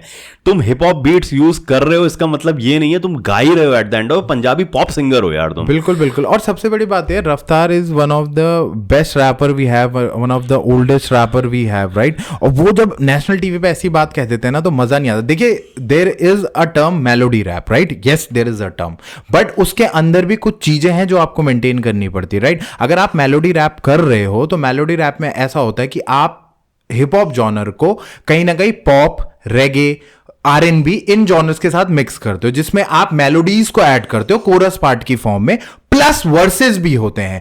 अब जैसे भाई ने कहा, करण औजला जी सिर्फ मेलोडीज करते हैं, उनका कहीं वर्स नहीं होता है जहां पे वो स्पिट कर रहे हो, प्रॉपर बार्स स्पिट नहीं करते। सेम विद सिद्धू मूसेवाला, वो भी, पर सिद्धू मूसेवाला को चलो तब भी हम हिप हॉप आर्टिस्ट मान लेंगे एक हद तक कि चलो वो बीट वैसी रहती थी, उनका एक लिखने का स्टाइल मान सकते, हाँ इन। और उसमें क्या होता है फिर, या तो फिर इस तरह फिर एक बॉर्डर हिप हॉप लाइन मान सकते हैं मुझसे, क्यों 808s का यूज करा है, हिप हॉप बीट्स का इस्तेमाल करा है और फिर मेलोडी करी है, तो वो फिर बॉर्डर लाइन। पर अगर आप स्ट्रिक्ट हिप हॉप रूल्स या उसके हिसाब से अगर देखेंगे तो भाई ऐसा हिप हॉप नहीं होता है। मेलोडी रैप्स भी जो करे जाते हैं उसमें वर्सेस आते हैं मेरे भाई, उसमें गाइस वर्सेस होते हैं। आप सिर्फ आर्टिस्ट, रैप आर्टिस्ट और हिप हॉप आर्टिस्ट के साथ कोलैब कर रहे हो, जैसे कि सिद्धू मूसेवाला भी करते थे और करण औजला भी, कि इसका मतलब ये थोड़ी ना है कि आप हिप हॉप आर्टिस्ट हो गए। कल दिलजीत दोसांझ भी कर देगा तो वो भी हिप हॉप आर्टिस्ट हो जाएगा? नहीं होता ब्रो। आप उस तरह की जैकेट्स और वो पहन के आ जाते हो, थोड़ा ऐसे कर देते हो अपने गानों में, ये तो this is not hip hop. आप ये चीजें मत बोलो। रफ्तार का मुझे कभी कभी यही लगता है और वो इरिटेटिंग लगता है। रफ्तार बड़बोलेपन में ना काफी चीजें बोल जाते हैं, बोल जाता है वो, सही ये है, कुछ चीजें इस तरह बोल जाते हैं कि जो नहीं बोलनी चाहिए। पूरी दुनिया को लगेगा करण औजला भी हिप हॉप आर्टिस्ट। आप उसकी डिस्कोग्राफी में देख लो कौन सा हिप हॉप ट्रैक किया है भाई, ट्रैक करा है उन्होंने। और बंदा नेशनल टीवी में ये कह रहा है कि हाँ वो रैप करते हैं पर वो गाने के स्टाइल में करते हैं। तो रैप कैसे हुआ फिर? वो रैप कैसे हुआ अगर तुम्हारे वर्सेस नहीं है? फिर रैप और गानों में डिफरेंस क्या हुआ, तुम ये बताओ ना। फिर आप ही बता दो, फिर डिफरेंस कैसे बनाओगे आप दोनों के बीच में यार? तो श्रेया घोषाल को भी रैप आर्टिस्ट बोल दूंगा कल को। कुछ भी चल रहा है यार। बॉलीवुड में हिप हॉप बीट्स कब से यूज हो रही हैं? बिल्कुल, कितने ट्रैक्स हैं जो श्रेया घोषाल, सोनू निगम ने गा रखे हैं और बीट थोड़ा आपकी हिप हॉप है।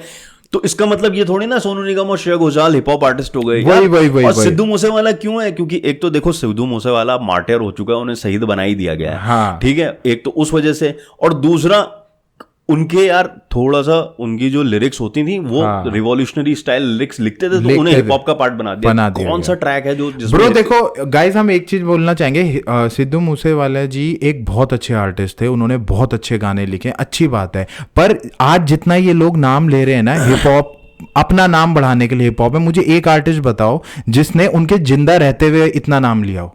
सही बात है, सही बात है। उनके जिंदा रहते हुए तो इन्होंने कभी नाम नहीं लिया उनके। अब वो जा चुके हैं, तो अब वो भाई तो वो उनके नाम से सारी वो फुटेज खाने के लिए चल रहा है ये ड्रामा। और MTV हसल में भी जस्टिस, और ये मत करो यार। थोड़ा सा गाइस, मतलब जनता नोज, वी नोज, जनता भाई, अब जनता पढ़ी लिखी जनता है यार, पता है क्या हो रहा है और क्या नहीं हो रहा है। तो ऐसे मत करिए कि आप किसी को कल आप बोलोगे सोनू निगम भी हिप हॉप आर्टिस्ट है, ऐसा नहीं गाइस, थोड़ा सा समझिए। और प्लीज ऐसी बातें ना बोलो यार, क्योंकि अदरवाइज जो नए बच्चे निकल के आ रहे हैं वो कभी डिफरेंशिएट ही नहीं कर पाएंगे। हमने बताया ना, मेलोडी रैप होता है भाई, बिल्कुल होता है, उसमें ब्लेंड करा जाता है अलग अलग तरीकों के साथ, पर हिप हॉप के वर्सेस भी रहते हैं उसमें। जैसे ड्रेक करा करते हैं, तुम्हारे जे कोल हो गए, ये लोग जैसे लिल उजी हो गए, पंप हो गए, ये जो नए आर्टिस्ट थे, इन्होंने इन चीजों को ज्यादा वो कर रहा है, पर ये वर्सेस रखते थे अपने। और ये लोग जो कर रहे हैं ये बिल्कुल ही गा रहे हैं। अब कैन जेट ने इस बार थोड़ा सा वर्स रखा है, राइट, और पिछले उसमें भी थोड़ा सा वर्स रख रहे थे, मतलब 80% वो गा रहा है बंदा यार, और 20% का वो वर्स कर रहा है और कह रहे हैं हिप हॉप है। ऐसा नहीं, एटलीस्ट आपका मेलोडी का ब्लेंड आता है। और इस चीज को आप समझ सकते हो तो एमिनेम के ट्रैक्स आप सुनना, आपको समझ में आ जाएगा what we are talking about, right. तो चलिए गाइस, ये तो बहुत, और इनको भाई एज इन सबके फेवरेट हैं, तो 10-10-10 सब इनको मिला है, और वापस से रेडियो हिट का तमका इन पे लगा दिया गया है। ऑटो ट्यून से इतनी फाड़ आवाज आ रही है, हिट तो मिलना बनता ही है। बिल्कुल गाइस, इतना ज्यादा वो नहीं होना चाहिए जितना ज्यादा इन्हें करा जा रहा है। बिल्कुल इतना ज्यादा ही कहीं ना कहीं ये लग रहा है कि मैनेजमेंट या पीछे से ना इनको पुश किया जा रहा है। बिल्कुल इतने, क्योंकि ऐसे आर्टिस्ट बाहर हो गए जो इनसे बेटर थे। Exactly, right. तो गाइस, ये तो थे हमारे कैन जट, और फिर आए एक मैट ट्रिप देने आए हमारे बूमपाड़ी देसी, और ट्रैक का नाम था हम हैं छल्ले। तो भाई ये छल्ले बना पाए कि झल्ले ही बन गए, करके रह गए ये पूरी परफॉर्मेंस? इस बार यार, इस बार छल्ले नहीं बना पाए, ना ही इस बार फूमपाड़ी देसी हो पाया, इस बार थोड़ा सा रह गया। पर ट्रैक इन्होंने लिखा बहुत अच्छा था, क्योंकि इस बार ये गंगाधर वाले रूप में रैप करने वाले थे, और बहुत अच्छा था गाइज। इन्होंने जो अपना स्टार्ट तो बहुत अच्छा दिया था, और इसमें लाइंस भी बहुत अच्छी थी, जब शीट देखी गई तो उससे पता चला। पर कहीं ना कहीं वो जो बीच में फंबल हुआ और उसके बाद वो बहुत लंबा गैप आया, वो पकड़ नहीं पाए, तो उसके वजह से पूरी परफॉर्मेंस डाउन हो गई। और जबकि इन्होंने जो शाउट आउट है, पूरी सुपरस्टार को भी इन्होंने शाउट आउट दे रखा था। बीट बहुत वाइबी थी भाई, ऐसा नहीं है कि बीट वाइबी नहीं थी, पर अच्छी बात ये थी कि जब ये फंबल हुए, इन्होंने ना पीठ नहीं दिखाई। ज्यादातर रैपर पीछे चल जाते हैं या रुकवा देते हैं या छोड़ देते हैं, हिम्मत हार जाते हैं। हाँ, पिछले एपिसोड में हमने देखा था कि एक ने रुकवा दिया था, राइट, रुकवा दिया था कि फिर से हाँ करते तो रफ्तार नाराज हो, पर इन्होंने वहीं पे खड़े रहे, वो देख रहे थे कहां से मैं पकड़ूं, और जैसे ही हुक आया उन्होंने पकड़ डाला। तो आई रियली अप्रिशिएट दैट यार। और मुझे एक चीज और अच्छी लगी कि इसमें सारे जजेस ना उनको प्रोत्साहित कर रहे थे, अपनी शीट पकड़ा दे कि ले देख ले, पर कर, रुक मत। और मुझे ये चीज भी अच्छी लगी कि he picked up and he picked up very diligently और बड़े कॉन्फिडेंस के साथ। उसके बाद उन्होंने पूरा हुक किया, पूरा करा। पर मुझे ना शुरुआत से भी थोड़ा अनकॉन्फिडेंट टाइप के लग रहे थे, थोड़ा कॉन्फिडेंस की कमी लग रही थी, जैसे प्रिपरेशन की कमी हो, प्रिपेयर ना हो, आई डोंट नो क्या था, पर थोड़ा लग रहे थे प्रेप की थोड़ा कमी नहीं आ रही थी, प्रेप की थोड़ा कमी लग रही थी गाइस। ऐसा महसूस हो रहा था कि वो स्टार्टिंग से ना वो मैट ट्रिप वाली वाइब नहीं आ रही है, थोड़ा सा आज कहीं हल्का हो रहे हैं। अब बस जैसे हम सोच रहे थे हल्का हो रहे हैं, और वहीं पे वो ब्लंडर हो गया, वो थोड़ा कॉन्शियस हो गए शायद, और लिरिक्स भूल गए बीच में। जब रफ्तारों ने बोल भी दिया, पकड़ पकड़, उसने कहा याद ही नहीं आ रहा है, ऐसा बोल रहा था वो। और भाई एक चीज बोलूं, अगर ये परफॉर्मेंस बिना फंबल के कर देते ना, तो ये रेडियोहेड परफॉर्मेंस हो सकती थी, क्योंकि जिस तरह की लिरिक शीट थी, जिस तरह के, और इसमें इन्होंने ना किसी ने पकड़ा नहीं, इसमें ना इन्होंने डिनो जेम्स का फ्लो कॉपी तो नहीं कहेंगे, फ्लो यहाँ पर रेफरेंस दिया। जो एक चीज था ना बीच में फंबल होने से पहले ही बोला था, बेटा बड़ा सोचो, बड़ा सोचने से ही कुछ होगा। ये लाइन डिनो जेम्स का एक बड़ा एक्सप्लिसिट ट्रैक था, गर्लफ्रेंड, उसमें ना इस तरह की लाइन थी, बेटा बड़ा सोचो, उसी तरह का एक मतलब फ्लो पकड़ा था यहाँ पर डिनो जेम्स का। वो बड़े देर बाद मुझे याद आया था, पर ये था। तो बार्ड्स कॉम्प्लेक्स थे, फ्लो अच्छा था, हुक बड़ा अच्छा था, झल्ले जिस तरह का, मतलब एक तरीके की, अरे मतलब उसने, वो बहुत अच्छा, आप ये देखो ना, हैप्पी मूड वाला ट्रैक था, और ये फ्लेक्स भी बेसिकली अपना हैप्पी हिप हॉप फ्लेक्स कर रहे थे गाइस, राइट।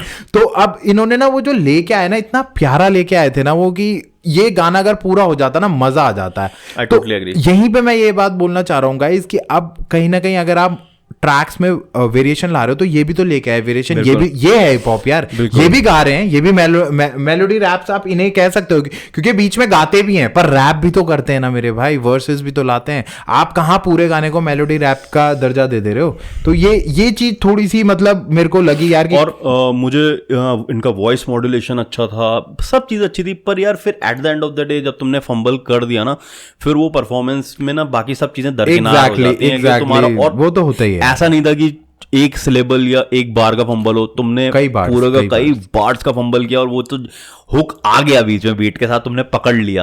बिल्कुल ये कमेंडेबल था कि उसने छोड़ा नहीं, उसने खत्म किया जो नहीं एज अ परफॉर्मर गाइस, क्योंकि मुझे पता है गाइस, मैं स्टेज में रहता हूं, मैं परफॉर्म भी करता हूं, मुझे पता है कैसा होता है। कई बार ये सब आर्टिस्टों के साथ होता है, चाहे वो एक डांसर हो, चाहे वो एक रैपर हो, सिंगर हो, आप किसी से भी पूछना, ये होता है।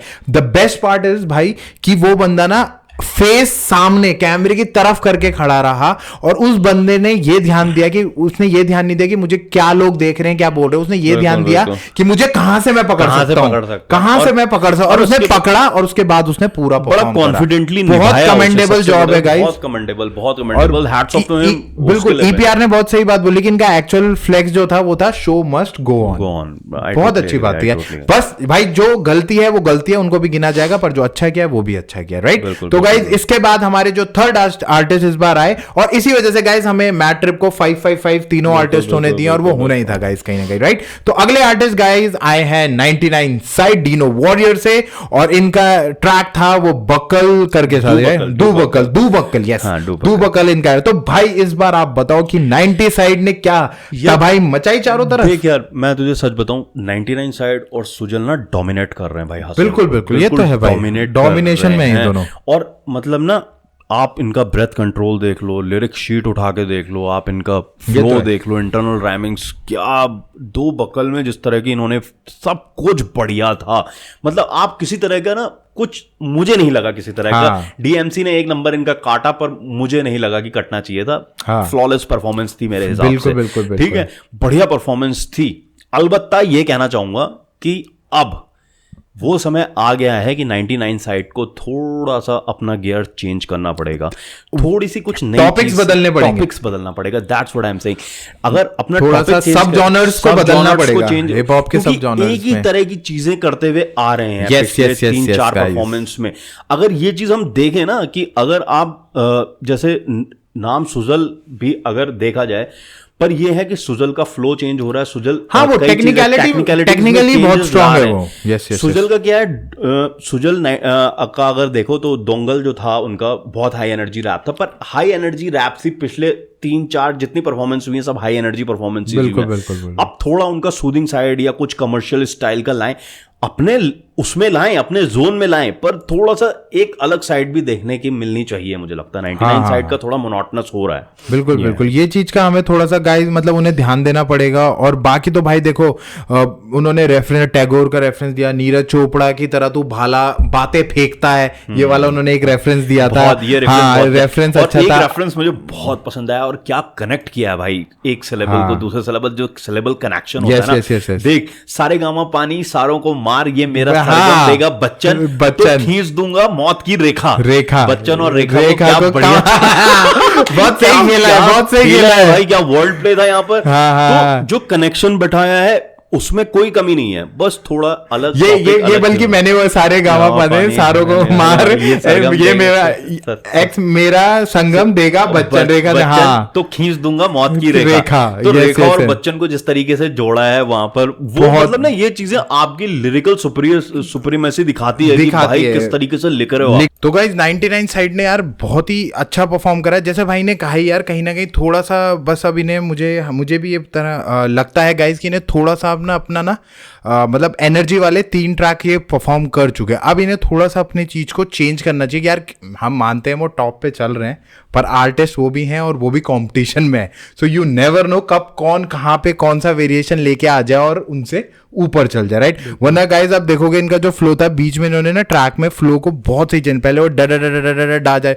फिर डा और वो ना बहुत सही वेरिएट करा यार बंदे ने, जो फ्लो में स्विच मारा ना, फ्लो स्विचेस बहुत सही थे यार, बहुत अच्छे मारे उस बंदे ने। और ओवरऑल जो वर्ड्स भी था ना उसका स्ट्रक्चर बहुत सही तरीके से किया हुआ था, हुक बड़ी सही जगह पे बहुत अच्छे से लिखा हुआ था, पंचेस बहुत सही जगह पे पढ़ रहे थे, पॉजेस बहुत जगह पे पढ़ रहे थे, और टाइमिंग मतलब पंचेस की टाइमिंग भी होती है ना वो भी बहुत सही, बहुत अच्छी पढ़ रही। जैसे तूने कहा वो नीरज चोपड़ा वाला बहुत सही पढ़ा था वाला रेफरेंस, तो रेफरेंस अच्छे थे और कनेक्ट बहुत अच्छा कनेक्ट कर। इवन अगर हम इसमें भी देखें कि तू रैपर नीरज चोपड़ा बस लंबी लंबी फेंकता है, क्या कनेक्ट किया, वो जैवलिन फेंकते हैं तो भाई रैपर्स को बोल रहे हैं कि तू फेंक रहा है, मतलब तो उतनी लंबी फेंक रहा है जो एक पायनियर फेंक रहा है उसमें, मतलब जैवलिन में। इस तरह के वर्ड प्लेज अच्छे थे, ओवरऑल परफॉर्मेंस बहुत अच्छी थी, बस आगे हम इन्हें और कुछ करते हुए देखना चाहते हैं, बस ये वाली बात है गाइज। और बाकी तो देखो इनका बढ़िया ही रहा है बहुत, बस यही लगा कि डीएमसी वो एक जगह कहां पे उन्हें लगा जहां पे उन्होंने वो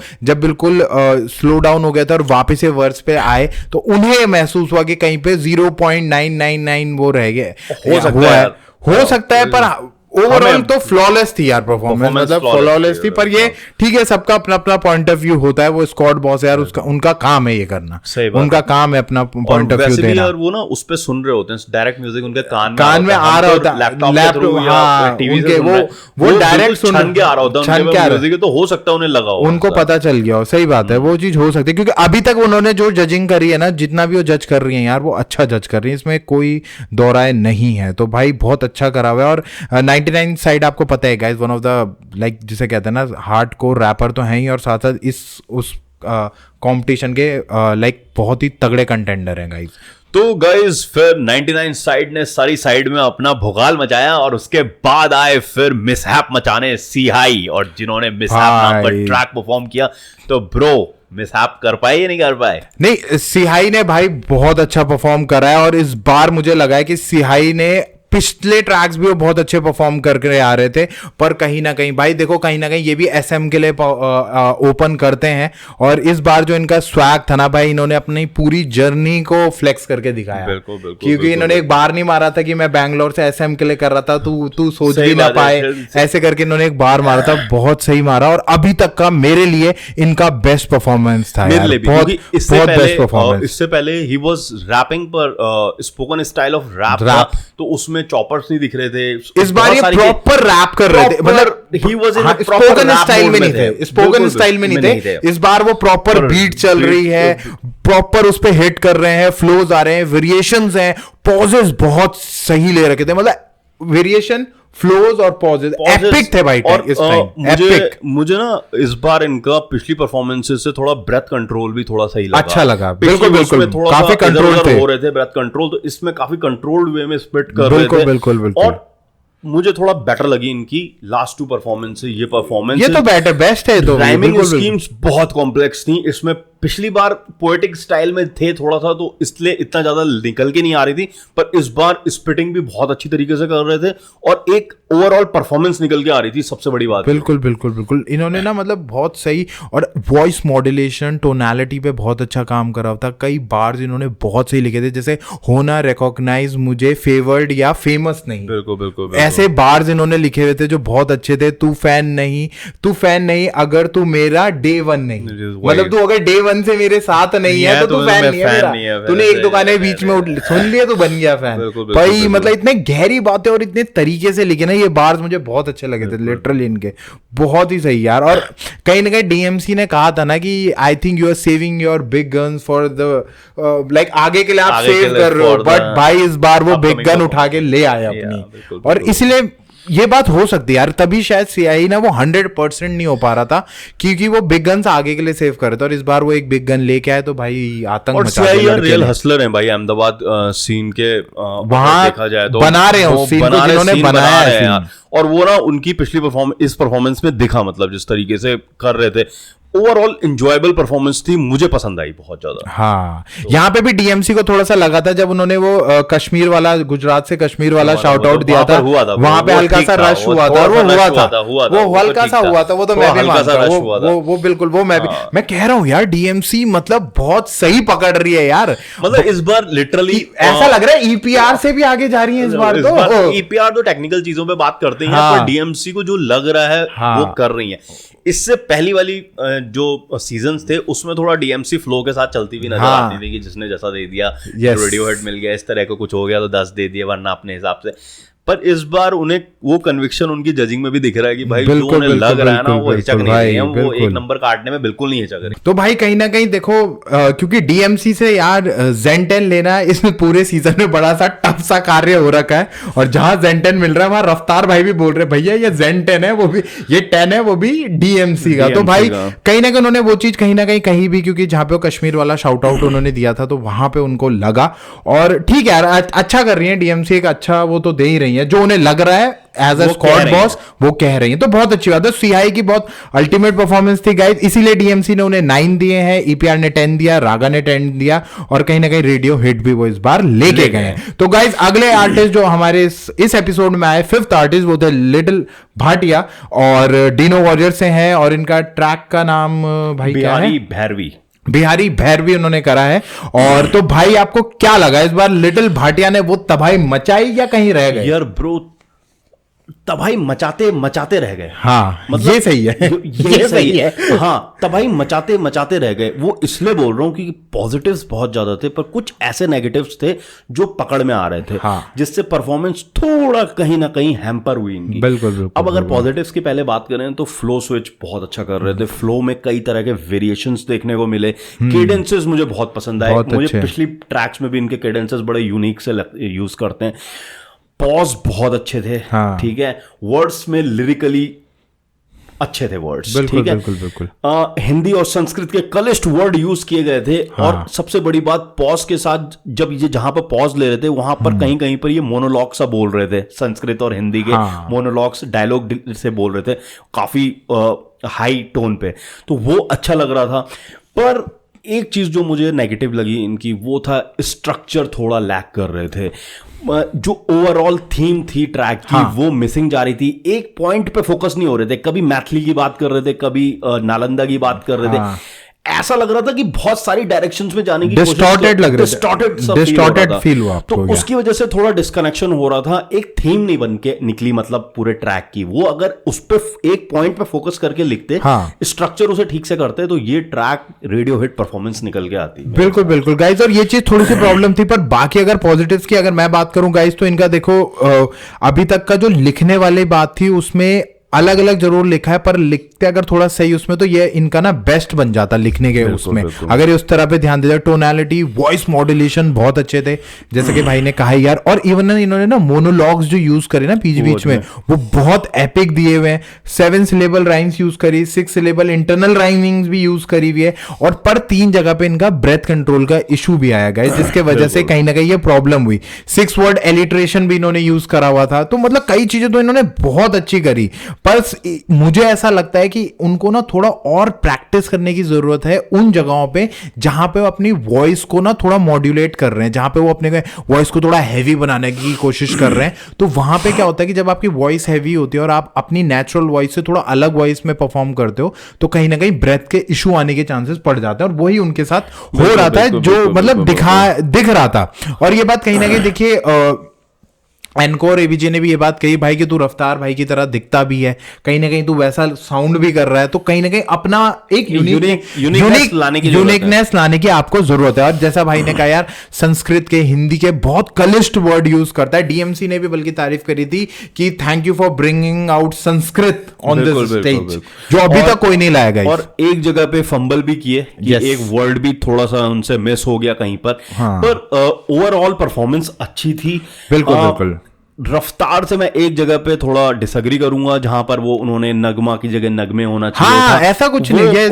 मुझे लगता है कि इट वाज जिसे एक ये होता है ना कि आप ऐसे बोलते हो कि नगमा ना करके अगर आप नगमे करते तो ये भी अच्छा लगता। रफ्तार वहां पर ये बोल रहे हैं कि ऐसा होता ही नहीं है, ऐसा होता ही नहीं है। ग्रामेटिकली नगमे ठीक होता है इसमें। आप ये नहीं कह सकते आप। और ऐसा खुद रफ्तार ने, आप कई ट्रैक्स उठाओगे उन्होंने खुद डाल रखे हैं ऐसे शब्द जहां पे ये चीज पता चल रही है कि ग्रामेटिकली आप ऐसे नहीं लिख रहे हो, आप पोएट्री उस स्टाइल की नहीं कर रहे हो। आप अभ्रंश, एक होता है ना, एक होती है प्रॉपर इंग्लिश, एक होता है अभ्रंश। अभ्रंश जो होता है उसमें आप स्लैंग्स का यूज करते हो, ग्रामेटिकली वो इतनी प्रॉपर नहीं होती है। तो यहां पर जरूरी नहीं है नगमा यूज कर रहे हो या नगमे यूज कर रहे हो, उसके फ्लो पे कैसा जा रहा है। अगर उसके फ्लो पे नगमा ऑकवर्ड लग रहा होता then I will agree with Raftaar की वहां पे नगमे होना चाहिए था। बिल्कुल कहीं पर पता नहीं चला सीमलेसली विद। और रफ्तार ने बिल्कुल ये चीज कह दी कि ऐसा तो होता ही नहीं, नगमा तो होता ही नहीं, नगमे होता है कि अरे वो चीज बैठ तो रही है, वही चीज उन्हें थोड़ा ध्यान दें।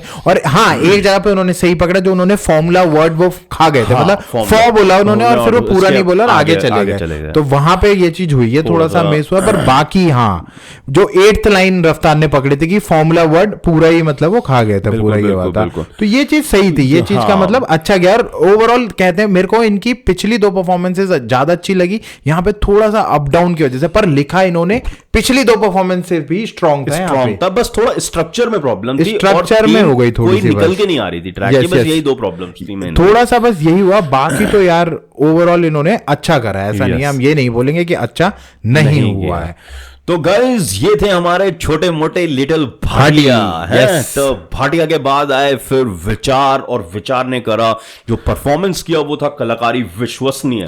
तो ब्रो क्या कहते हो, इनकी कलाकारी विश्वसनीय हो पाई या नहीं हो पाई? भाई मतलब मुझे तो लगता है इस बार विचार ने अपने हिटर्स पे अत्याचार कर दिया भाई साहब। जो मतलब जो करा है ना भाई ने, खड़े होके स्टैंड, माइक को स्टैंड करके बिल्कुल वो एक परफॉर्मेंस दी है ना, बहुत अच्छी परफॉर्मेंस दी है यार। और सबसे अच्छी बात है कि इस समय ना जो बीट पे भी था, टेम्पो बहुत सही लग रहा था मुझे, बीट का ना जो टेम्पो था, बैकग्राउंड में सैक्सोफोन बज रहा था, जैज वाली वाइब आ रही थी, और सबसे बहुत अच्छी चीज लग रही थी। 2 चीजें मुझे बहुत पसंद आई इस ट्रैक में। एक तो ट्रैक की क्लैरिटी, जिस स्टाइल से ये स्पिट किया विचार ने, वही क्लियर, बहुत क्लैरिटी से और सूदिंगली ये ट्रैक किया। शुरुआत के वर्ड्स में वो एक जगह पे खड़े होकर माइक में उसने ऐसा हाथ किया था, और फिर उसके बाद जब जिस तरह की टोनैलिटी ला रहे थे अपनी वॉइस में, विचार विश्वसनीय, खास करके जब वो बोल रहे थे। हुक बहुत लेट था यार, हुक बहुत ही लेट था, पसंद आया, बहुत ही लेट था। एक मेलो फील के साथ आए थे, हार्ड बार्स रखे हुए थे, प्लस फ्लोज का जो वेरिएशन हो रहा था वो बहुत अच्छा था। मतलब इस बार उन्होंने वैसी टाइप की परफॉर्मेंस दी। और सबसे अच्छी बात, इस बार उन्होंने पूरा माहौल अपना चेंज करा रहा है आपका, पूरे एक नए थीम के साथ, एक नए स्ट्रक्चर के साथ उतरे। और ऐसा परफॉर्म इन्होंने जब ये बाहर होने वाले थे उस समय जो परफॉर्म करा था वो एक इम्पैक्टफुल था। और कहीं ना कहीं ये जो इनकी परफॉर्मेंस गई वो भी इम्पैक्ट। इनकी एक लाइन भी, बस मेरा धुन में डेरा, धुन में है डेरा, वो लाइन इन्होंने बहुत सही लिखी, बहुत अच्छा किया हुआ है। डेरा और धुन का जो वर्ड प्ले खेला बहुत अच्छा करा गाइस। तो इन्होंने रागा ने भी 10 दिए, डीनो ने 10 दिए, डीएमसी ने zen 10 दिया है। और मेरे हिसाब से it was a well deserved performance. Yes radio hit, well deserved radio hit. Clear, crystal clear as water performance थी, जैसे क्रिस्टल पानी जैसा होता है ना। बिल्कुल स्पीड में भी जब जा रहे थे, अपने टेम्पो पे, हाई टेम्पो पे जा रहे थे, तो भी वर्ड क्लियरली स्पिट हो रहा था। वो चीज मुझे बहुत कमेंडेबल लगी इनकी। ओवरऑल एक वो ट्रैक निकल के आया जो विचार से एक तरीके से आप उम्मीद एक्सपेक्ट करते हैं यार। Being Dehradun guy, we always expect him to do well, और उन्होंने करा भी, एक बार पहले भी करा और एक आज भी करा, और उनके अभी तक की सारी परफॉर्मेंसेस बहुत अच्छी ही रही हैं। बस 2 जगह में थोड़ी थोड़ी कमी पेशी हुई थी, उसके वजह से वो पीछे रह गए। पर मुझे लगता है कि भाई एक सिहाई और एक विचार ये ऊपर आने वाले हैं, ये ऊपर आ चुके हैं ब्रो। ये मतलब ये ना आप ये हेट करेंगे ये सूजल को, और कहीं ना कहीं आपके 99 साइड पे कंपटीशन में उतरेंगे ये सूजल और जो, क्योंकि देखो अगर एक गैंड जट, मैट ट्रिप, तेरे धार्मिक, इनको हटा दिया जाए ना, कमर्शियल स्टाइल रैपर्स हैं। यस, जो serious hard core lyrically talented rappers हैं ना, वो तेरा सूजल हो गया, 99 साइड हो गया, विचार और तेरे स्याही हो गए। ये 4 रैपर्स ना, दे आर गोइंग टू अब कट थ्रोट कंपटीशन रहेगा, मुझे लगता है। तो ये बात है। और इसके बाद थोड़ा सा अपने धार्मिक भी अच्छे रहते हैं, धार्मिक, लश्करी और मैट ट्रिप, ये जो रैपर्स हैं, ये इनके बीच में कंपटीशन तगड़ा होगा कहीं ना कहीं। और मुझे लगता है इन तीनों में से तो धार्मिक सबसे ही ऊपर है, सबसे ऊपर है, जो कमर्शियल स्टाइल के। हाँ, धार्मिक तो यार, हाँ धार्मिक की सबसे बड़ी बात यह है ना कि धार्मिक ने पिछली 3 परफॉर्मेंस में उनकी परफॉर्मेंस, एक टॉपिक का वेरिएशन, टॉपिक का, फ्लो का, आप ये नहीं कह सकते धार्मिक को कि यार ये परफॉर्मेंस इससे मिलती जुलती है। हाँ। इवन नाम सुजल और 99 साइड में भी आप कहोगे यार ये परफॉर्मेंस पिछली परफॉर्मेंस थोड़ा बहुत मिलते जुलते हैं, पर धार्मिक का तो ऐसा था कि भाई ये परफॉर्मेंस अलग, वो परफॉर्मेंस अलग, ये परफॉर्मेंस अलग, बिल्कुल अलग, बिल्कुल अलग, बिल्कुल। तो ये बहुत अच्छा गया गाइज। और विचार के बाद अब जो अगले आर्टिस्ट आए वो आए रज्जो, ये डीएमसी की टीम से हैं, और इन्होंने ट्रैक करा था लेस अप, राइट? तो अब बताओ भाई, क्या लगता है आपको इस ट्रैक का जो नाम है, क्या रज्जो उस नाम पे खरे उतर पाए?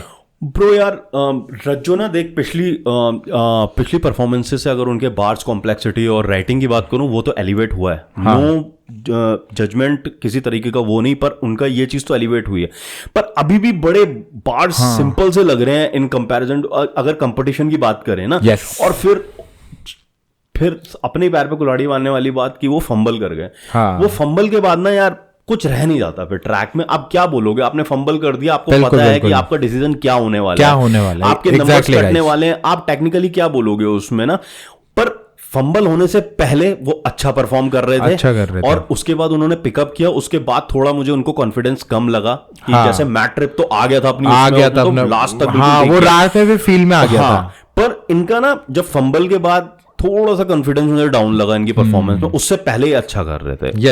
वही कहते हैं गाइस, फंबल हुआ थोड़ा, और ऐसा नहीं, लिखा अच्छा था उन्होंने, वर्ड के साथ खेला हुआ भी अच्छा था, तो इंप्रूवमेंट तो आई। पर वही है ना कि जो मेन चीज फंबल कर गए, तो जब आप उतना सेक्शन परफॉर्म ही नहीं कर पाए, तो वो फिर यार नहीं हो पाता। हाँ, बार थोड़े बेसिक है और प्रिपेयर्ड नहीं थे वो प्रॉपर से, जो कि ना शुरू से ही पता चल रहा था कि थोड़ा प्रिपेयर्ड नहीं है, मतलब प्रिपरेशन में कुछ कमी लग रही है। इसके वजह से गाइस कहीं ना कहीं ये सारी कमी हुई। फिर डीनो ने 6 दिया, ईपीआर ने भी 6 दिया, और रागा ने 7 दिया। तो इस तरह से ये हुआ। अब गाइस ये तो टोटल परफॉर्मेंसेस हो गई जो हमारी आपके टोटल मतलब दोनों एपिसोड्स में हुई।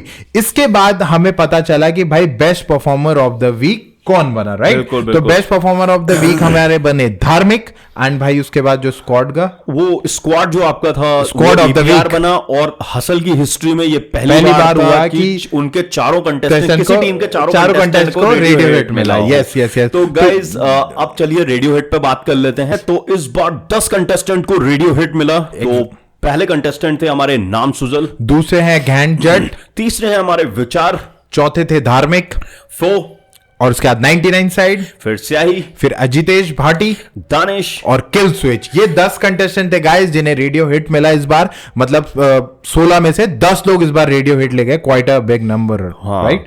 Quite a big number. कहीं ना कहीं रेडियो हिट की भी मुझे वैल्यू लग नहीं रही, लग नहीं रही है। हर दूसरा आर्टिस्ट मुझे लगता है कि कहीं ना कहीं थोड़ा सा रफ्तार को रेडियो हिट पे कंट्रोल रखना चाहिए। Yes exactly. 16 में से एटलीस्ट 4-5 को दो तुम रेडियो हिट जो बिल्कुल वैसी फ्लॉलेस परफॉर्मेंसेस आ रही हैं। 16 में से 4 से 5 लोगों को मिलना चाहिए रेडियो हिट। तुम किल स्विच को भी रेडियो हिट दे रहे हो। रेडियो किल स्विच की परफॉर्मेंस इतनी अच्छी नहीं थी कि उसे रेडियो हिट मिल सके। बिल्कुल। तुम बांट रहे हो रेडियो हिट। 16 में से 10 परफॉर्मेंस को रेडियो हिट मिल रहा है यार। चलो विचार अच्छा था, फो अच्छी थी, 99 साइड अच्छी थी, पर कहीं ना कहीं तो तुम थोड़ा सा तो वो करो सही बात है। तो गाइज अब जब हमारी टोटलिंग हुई, सारे उनके टोटल आए, तो लास्ट 4 ऐसे आर्टिस्ट मिले जो बॉटम में गए, जो थे मैट ट्रिप, डेविल द राइमर, रज्जो और सेंस, राइट। अब इसमें से गाइज जैसा कि आपको पता है कि वोटिंग हुई थी पिछली बार, वोटिंग से मैट ट्रिप को सबसे ज्यादा वो मिली थी, और वोट्स की ही वो है,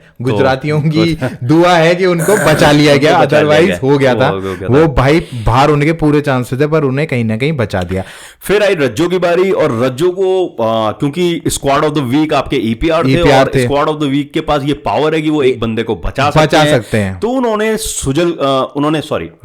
रज्जो को बचाया, और आई एक्सेप्ट दैट डिसीजन। हाँ, बिल्कुल, क्योंकि इन तीनों आर्टिस्ट में सिर्फ रज्जो ही थे जिनकी राइटिंग हो या बार कॉम्प्लेक्सिटी हो थोड़ा एलिवेट हुआ है, बाकी दो में इतना फर्क नजर नहीं आया, और वो मैं आई एग्री विद, बिल्कुल even it was a balanced decision, even I agree with. और ये हर हफ्ते इसी तरह होगा गाइस, जो भी आपका स्क्वाड ऑफ द वीक बनेगा उसके पास ये पावर आएगी कि वो 4 बॉटम में से एक तो वोटिंग के थ्रू बच जाएगा, और एक को बचाने की power squad of the week के पास रहेगी, जो भी स्क्वाड उस समय वो बनेगा, राइट। तो उसके बाद बचे devil the Rymer and sense, right.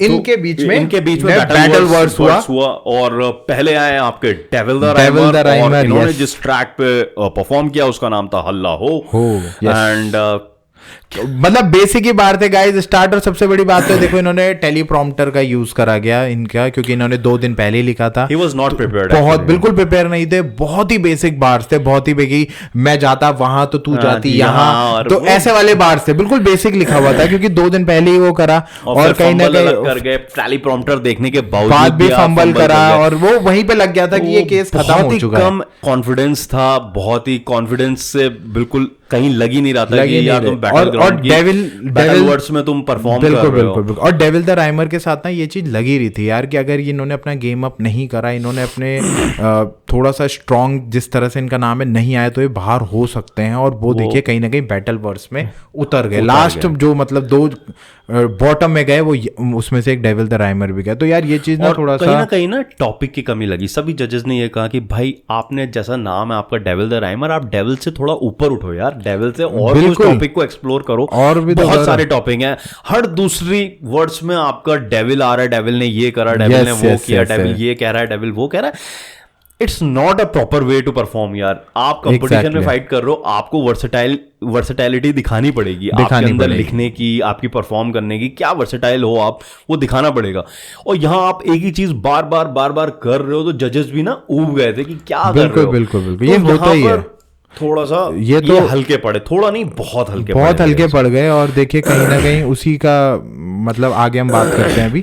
और फिर उसके बाद देखिए कहीं ना कहीं सेंस ने परफॉर्म करा, बीट अच्छी थी, थोड़ा इस बार वो अच्छा परफॉर्म करे, एटलीस्ट इतना फंबल वंबल नहीं हुए, और कहीं ना कहीं उन्होंने अच्छा करा, रेफरेंसेस भी अच्छे लगे, वू-टैन क्लैन का रेफरेंस भी दे रखा था उन्होंने, और थोड़ा सा अच्छा लग रहा था कि मेरे को स्टार्ट बड़ा थोड़ा सा अच्छा लगा, जो बिल्कुल रॉक ड्रम और लीड के साथ जो स्टार्ट हुई ना बीट, बहुत सही स्टार्ट हुई थी गाइस। ट्रैक का नाम था मैं कला ट्रैक का नाम था। मैं बस सेंस से मेरी इतनी ही प्रॉब्लम है bro, you are not rhyming, कोई प्रॉब्लम नहीं है, जरूरी नहीं है, इट्स कहीं नहीं लिखा हुआ कि आपको राइम कराएं जैसे जजेस कह रहे हैं। I don't agree with them.